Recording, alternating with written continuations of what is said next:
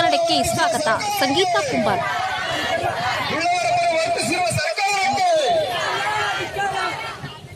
ಭ್ರಷ್ಟಾಚಾರವನ್ನು ನಿಲ್ಲಿಸಿ,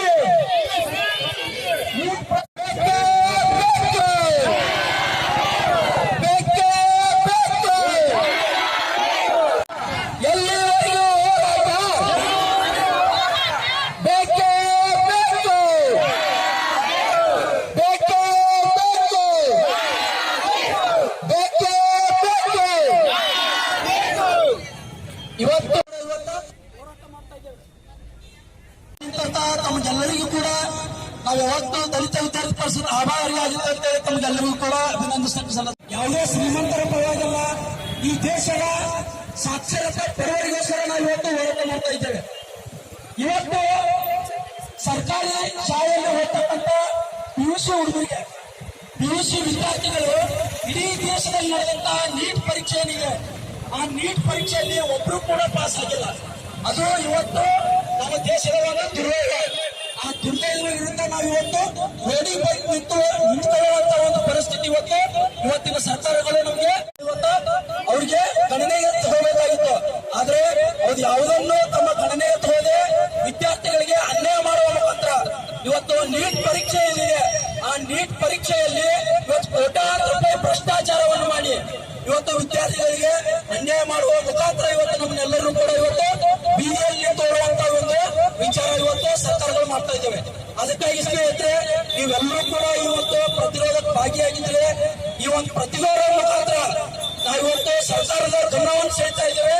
ಆ ಗಮನವನ್ನು ಸೆಳೆದೇ ಹೋದ ಪಕ್ಷದಲ್ಲಿ ಮುಂದಿನ ದಿನಮಾನಗಳಲ್ಲಿ ವಿಜಯಪುರವನ್ನ ಬಂದ್ ಮಾಡುವ ಮುಖಾಂತರ ನಾವು ಹೋರಾಟವನ್ನು ಮಾಡ್ತೀವಿ ಅಂತೇಳಿ ಇವತ್ತು ಜಿಲ್ಲಾಡಳಿತಕ್ಕಾಗಿರ್ಬೋದು, ಸರ್ಕಾರಕ್ಕಾಗಿರ್ಬೋದು ಇವತ್ತು ಎಚ್ಚರಿಕೆ ನೀಡ್ತಾ ಇದ್ದೇವೆ.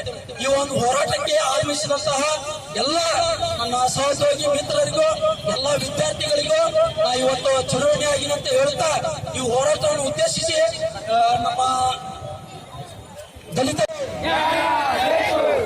ಈ ಹೋರಾಟವನ್ನು ಉದ್ದೇಶಿಸಿ ಯಾರಾದ್ರೂ ಮಾತಾಡೋದು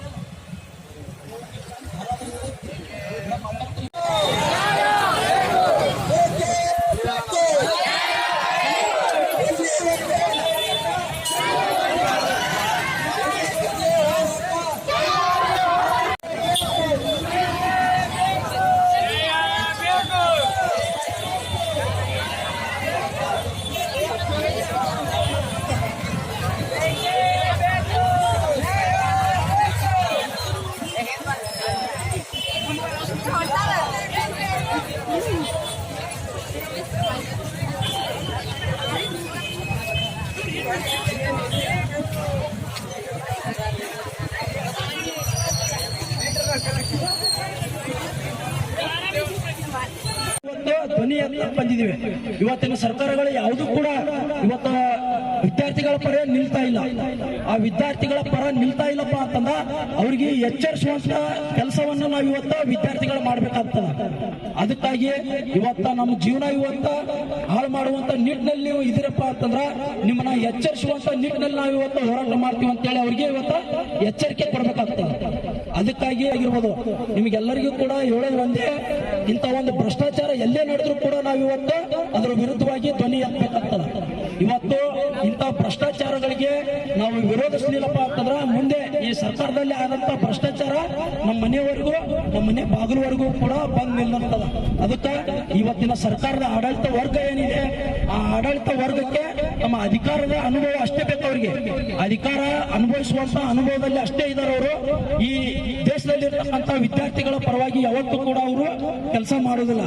ಅದಕ್ಕಾಗಿ ನಾವಿವತ್ತ ಈ ಒಂದು ಹೋರಾಟವನ್ನ ಹಮ್ಮಿಕೊಂಡಿದ್ದು ಇವತ್ತು ಇದೇ ಸರ್ಕಾರದ ವಿರುದ್ಧ, ನಿಮ್ಮ ವಿರುದ್ಧವಾಗಿ ನಮಗೆ ಎಲ್ಲಿವರೆಗೂ ನೀವು ನ್ಯಾಯ ಕೊಡೋದಿಲ್ಲೋ ಅಲ್ಲಿವರೆಗೂ ನಮ್ಮ ಹೋರಾಟ ನಿರಂತರವಾಗಿರ್ತದ. ಯಾವತ್ತೂ ಕೂಡ ನಾವು ಯಾರಿಗೂ ಕೂಡ ಅಂಜೋದಿಲ್ಲ, ಬಗ್ಗೋದಿಲ್ಲ. ಇವತ್ತು ಅದೇ ನಮ್ಮ ಹಿರಿಯರುಗಳಿಗೆ ನಾವೊಂದು ಹೇಳಿ ನಾವು ವಿದ್ಯಾರ್ಥಿಗಳು ಗುಡುಗಿದರೆ ನಿಮ್ಮ ವಿಧಾನಸೌಧ ಕುರ್ಚಿ ಕೂಡ ಅಳ್ಳಾಡ್ತಾರೆ. ಅದಕ್ಕಾಗಿ ವಿದ್ಯಾರ್ಥಿಗಳು ಈ ದೇಶವನ್ನು ಕಟ್ಲಕ್ಕೆ ನಾವು ರೆಡಿ ಇದ್ದೀವಿ.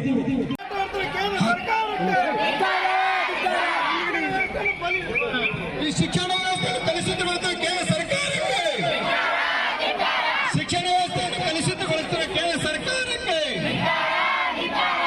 ಬೆಕ್ಕೆ ಬೆಕ್ಕೆ ಬೆಕ್ಕೆ